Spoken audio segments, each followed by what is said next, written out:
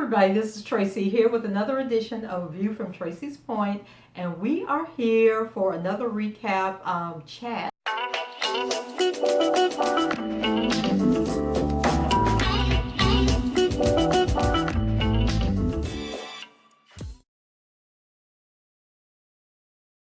And today we're going to be talking about season 4, episode 2, which was titled I No Longer Imagine. So I know in my last video I told you guys I was going to do better about getting these recaps out to you quicker.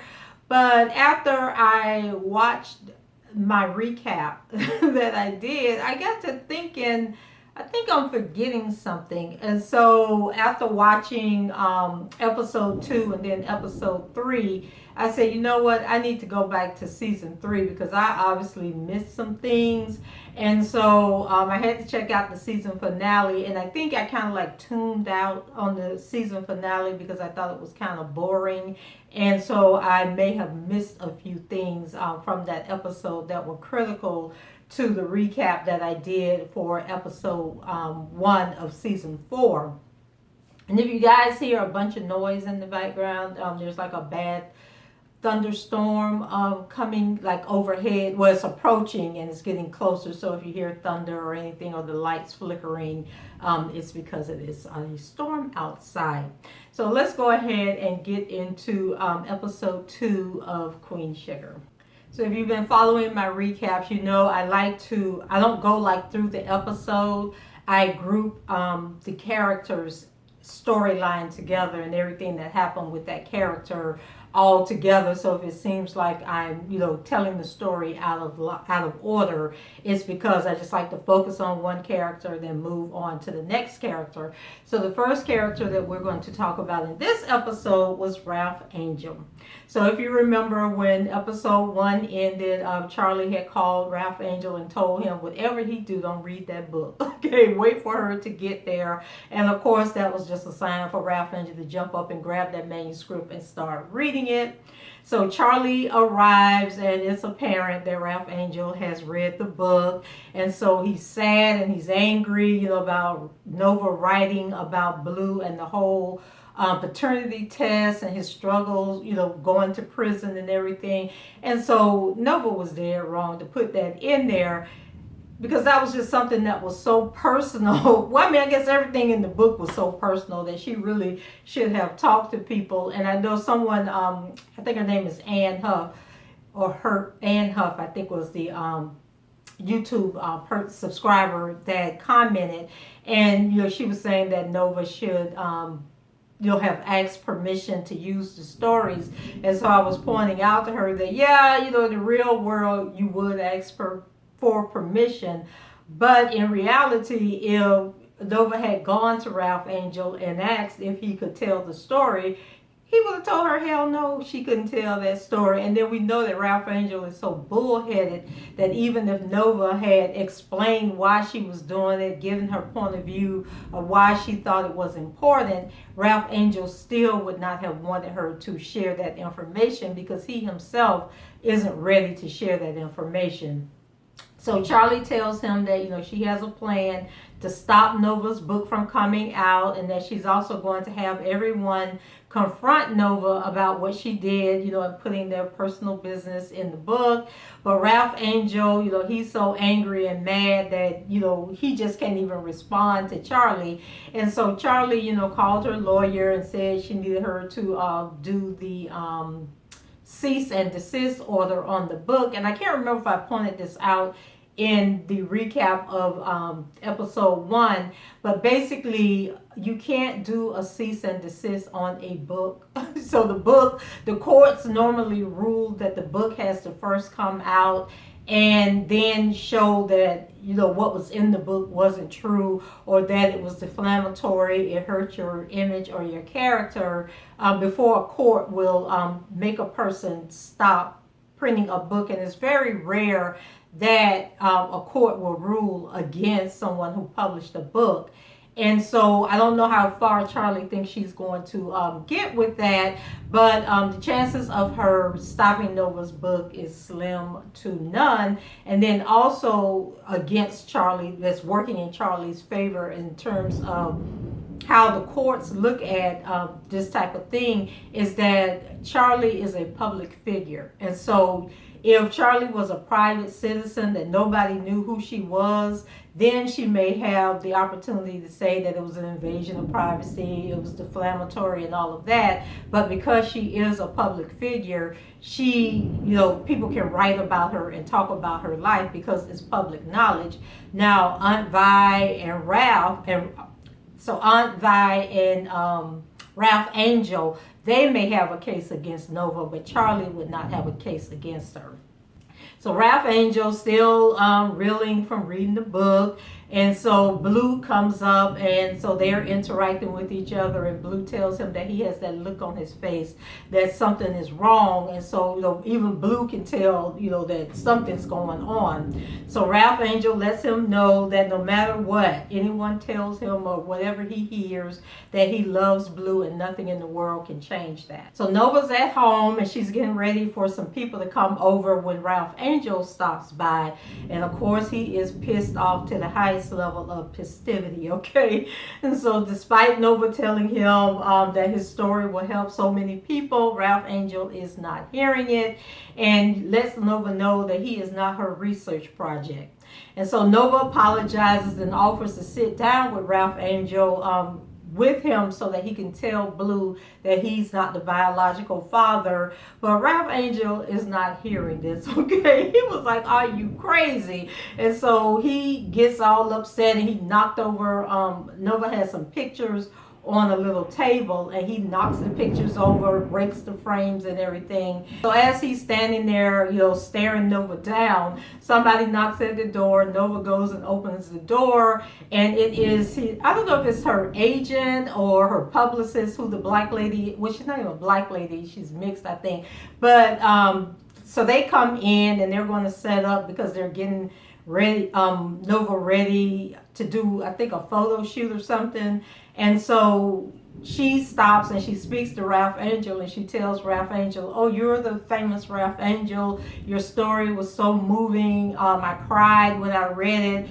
And so when the ladies first came in the house, they called Nova, they said, are you ready, superstar, or something like that. So y'all know Ralph Angel don't want anybody getting props, okay? He wants all the accolades.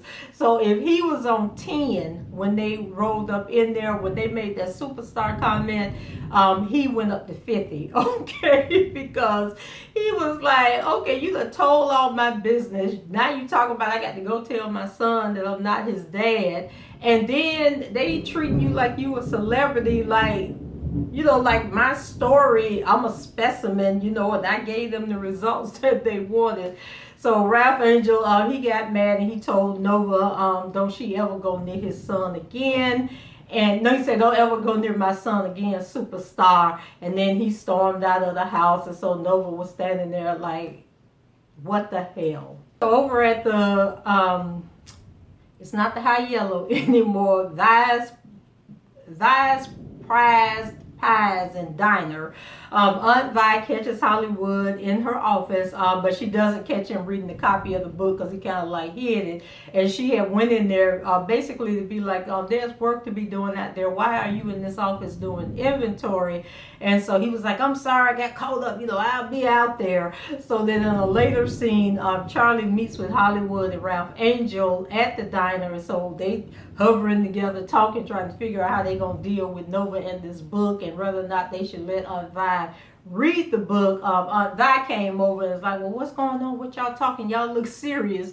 So Ralph Angel make up this story about some kids picking on Blue at school. And so Aunt Vi said, well, tell me who it is, and I'll go straight to mine real quick because they ain't going to be messing with my baby. So that seemed to have been enough to get Aunt Vi off their case. So she goes on back behind the counter. So they all agree after she made that statement about going off on the parent of who was messing with Blue, that there is no way she's going to, be kind to Nova once she reads that book and realizes what Nova has put in the book.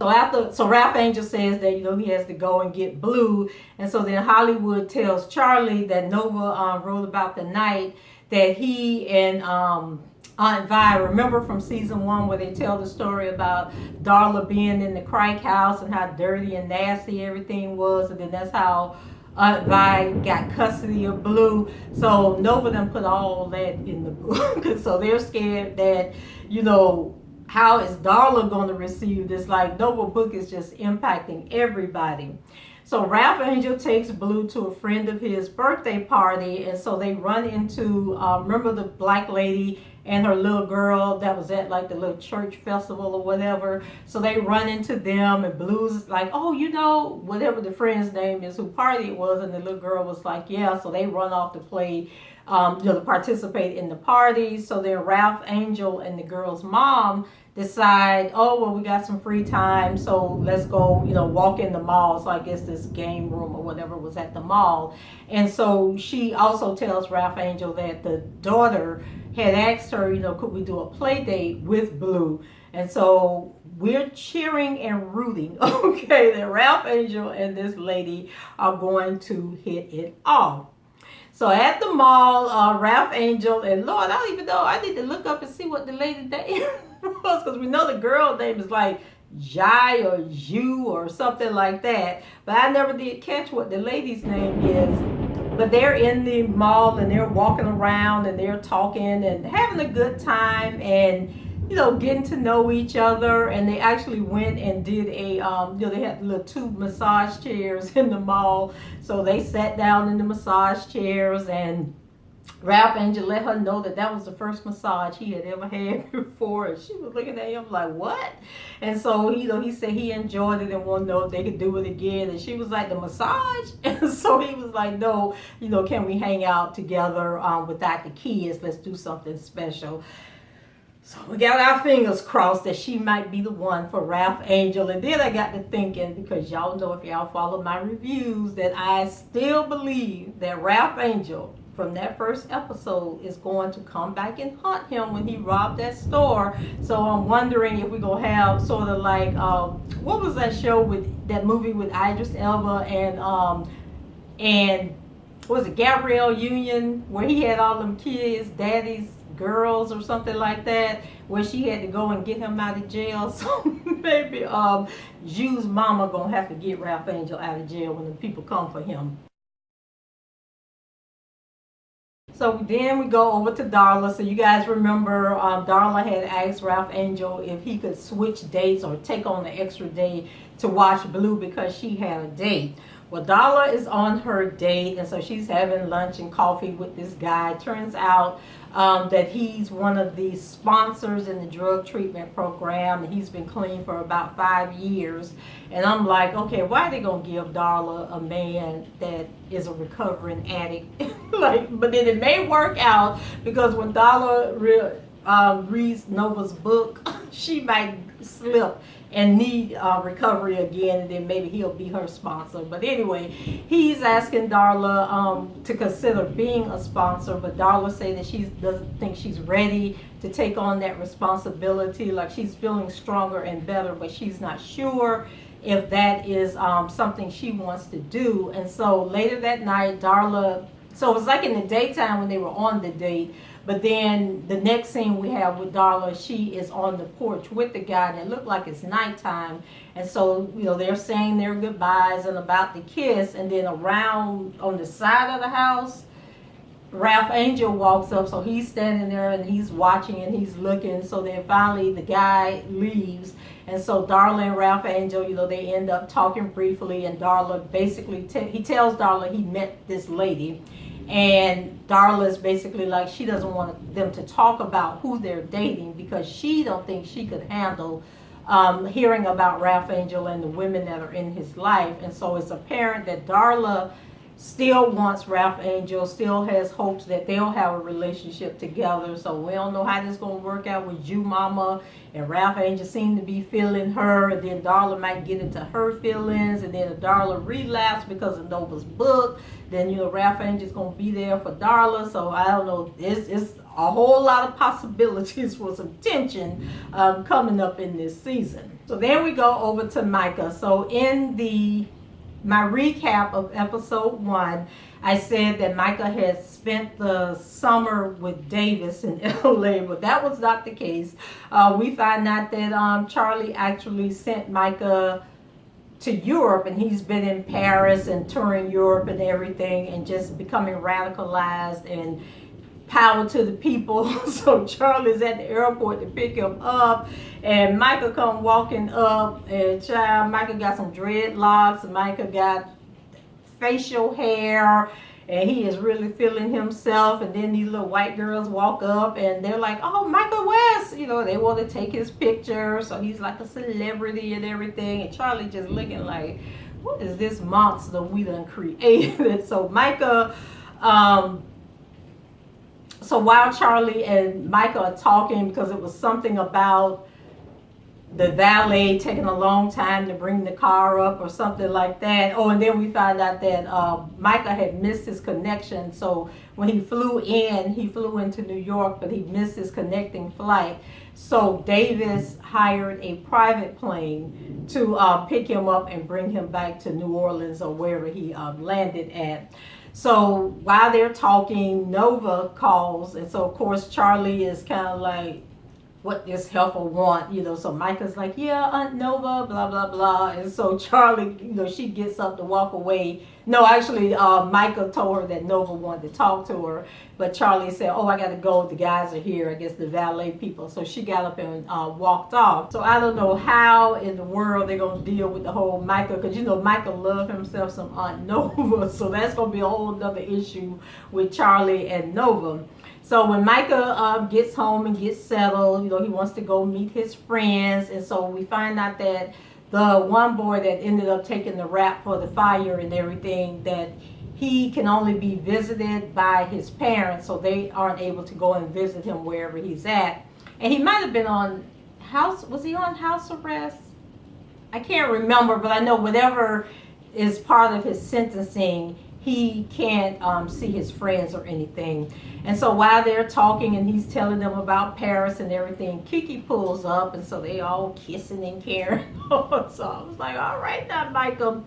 And so then later on that night, Micah is out with Kiki, and so they're at like a tailgate party or something for the football game. And so two of Micah's, I think they were friends of his maybe from the private school that he was going to. So they come up and they start joking with Micah, like, oh, dude, you done seen too many episodes of Black Panther. And so they're mocking Micah and making fun of the dreads and the beard and everything. And then Micah just went ballistic and started beating the one boy like he thought it was that police officer that had taunted and humiliated him and took him to jail. And I was like, oh my God, Micah, don't kill the boy.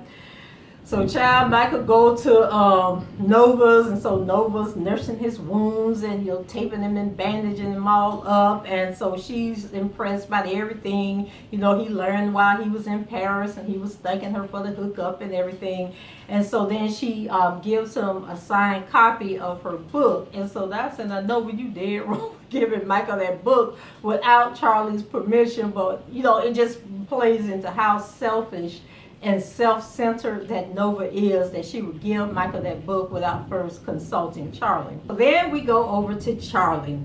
So when the show first started, Charlie's at home, and Romero, I had to find out what the man's name was.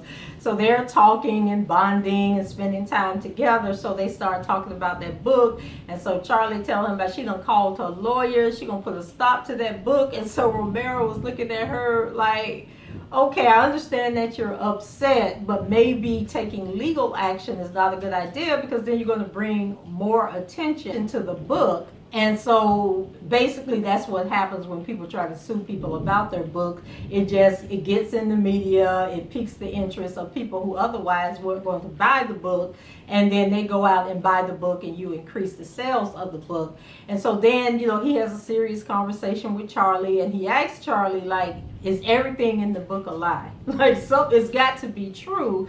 And so maybe you need to come to terms with what really happened and what roles you played in the things that Nova has written about. And then he also told her that, he's trying to get to know her now and, build a future with her. He's not worried about, what was in her past. So I thought that was a good look. When Michael returned home, of course, Charlie is upset and angry that he got this bandage on his eye and everything. And so he, basically lets her know that he went to Nova because the night that they came and picked him up from jail, Nova was the one that noticed that he had urinated on himself and that he was afraid, while Davis and Charlie were off in the parking lot, arguing and bickering about whose fault it was that he had gotten arrested in the first place. So Charlie decides at that point, she's going to confront Nova about poisoning her son against her. While she's at Nova, she's quoting and reading from the book, like, is that what you really think about me? Is that how you feel? Like, I'm your only sister? And so Nova, was trying to explain that she wasn't talking about Charlie. She was talking about privilege. But Charlie was like, no, you were talking about me because you was telling my business. You were like demonizing me. But Nova, she trying to be all high and mighty and highfalutin, thinking that she's smarter than everybody else in the room. And so I thought she was kind of patronizing the way that she was talking down to Charlie. Like telling her that she shouldn't be upset or angry about what was in the book.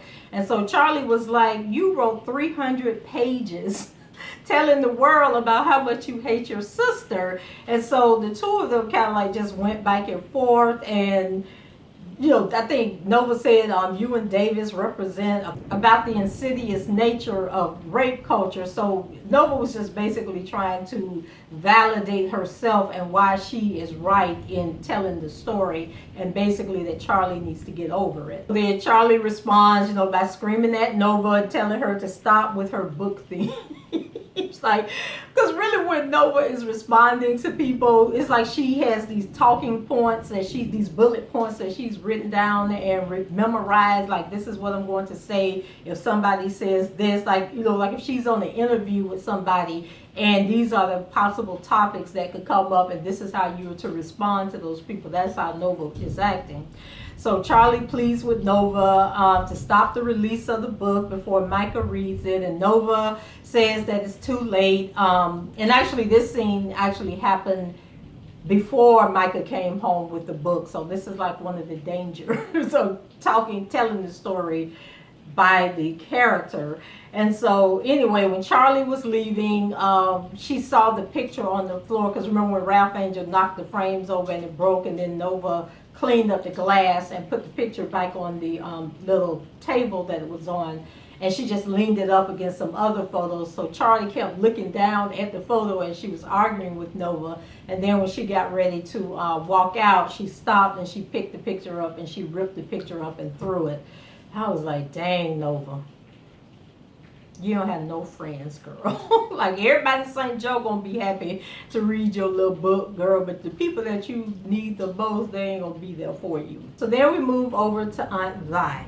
So back at the diner, Aunt Vi is pressing Hollywood about the conversation that he was having with Charlie and Ralph Angel, because she knows something is up.